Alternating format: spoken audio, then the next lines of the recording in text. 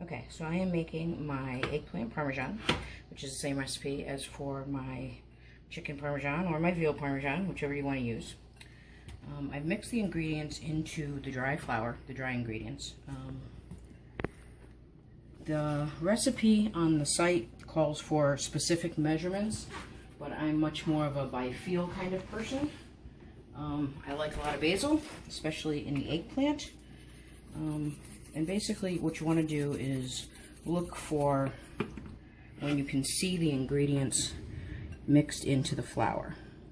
If all you're looking at is flour, then you don't have enough in. And you can go by taste. I'm making 2 batches tonight because I have guests coming, my niece and my nephew, and my niece's boyfriend. And I'm making both chicken and the eggplant. The chicken I'm going to add more of the crushed red pepper to because they like spice. And the eggplant is going to be much more mild. So once you get your dry ingredients mixed in, you're going to want to beat the eggs just as if you were making scrambled eggs.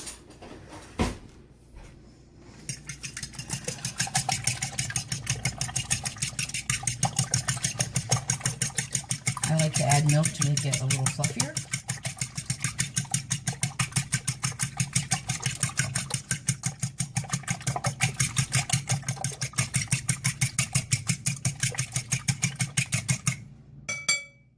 And then once you're set, you want your bowls with both items laid out. You want to line your extra plate with paper towels to absorb the excess grease.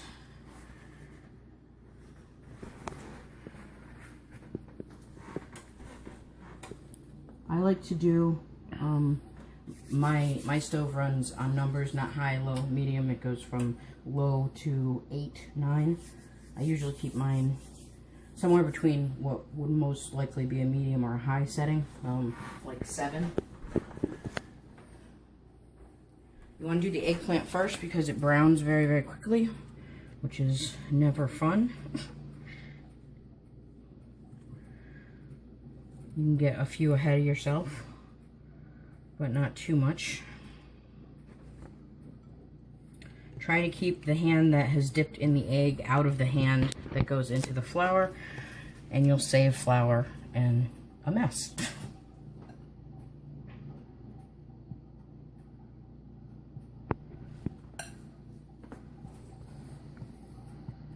Shake off the excess.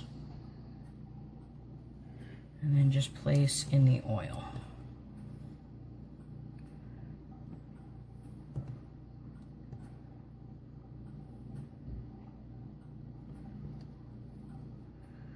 And we will come back to this when we do the chicken so that you can see the difference between the two. And of course the finished product. I'm also going to show you how to do a nice Italian side salad. Right back. So welcome back. We're in the process of cooking the chicken now. I've added, as you can see, the crushed red pepper, which you can see more, I think, in the pan than you can in now. So hopefully that'll be good and spicy for those who enjoy that. And then we're going to cut back one more time as far as the main course goes. When I'm layering the 2 pans, how I layer the cheese, and the garlic, which I'm going to add. I don't like to add the garlic during the cooking process because it tends to fry out the taste. It loses some of the strength. And I'll be using the minced garlic for that. So we're just going to turn those over with our tongs.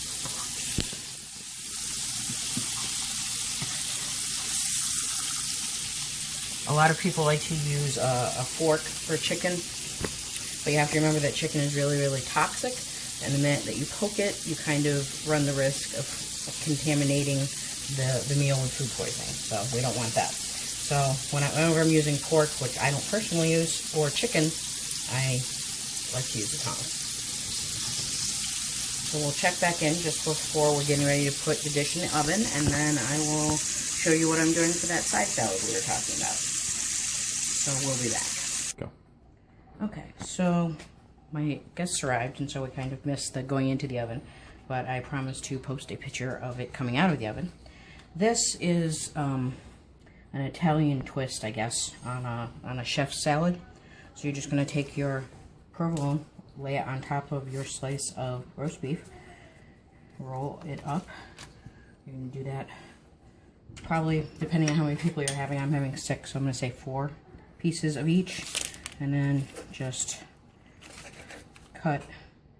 I'm going to sprinkle this in the salad with some cherry tomatoes, some black olives. If you have feta cheese, that would be a nice touch as well.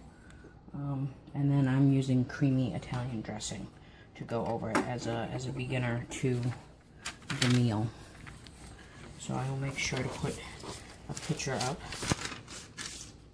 as to what that looks like. And we'll see how it goes over. But I figured because there's no real vegetable side dish with the Parmesan, it would be a way of getting some vitamins in.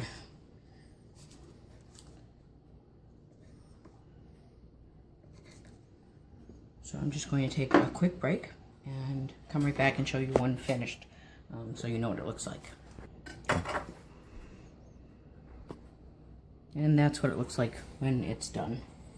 You just serve it with your dressing, either beforehand. I'm just going to set mine on the table, let people decide how much. Some people don't like it. Dressing, that is. And that's it.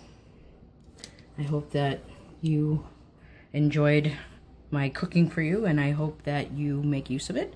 And let me know. Give me your feedback if you like the recipe, if you alter it, if you tweak it in some way to make it yours. That's cool too. All right, till next time.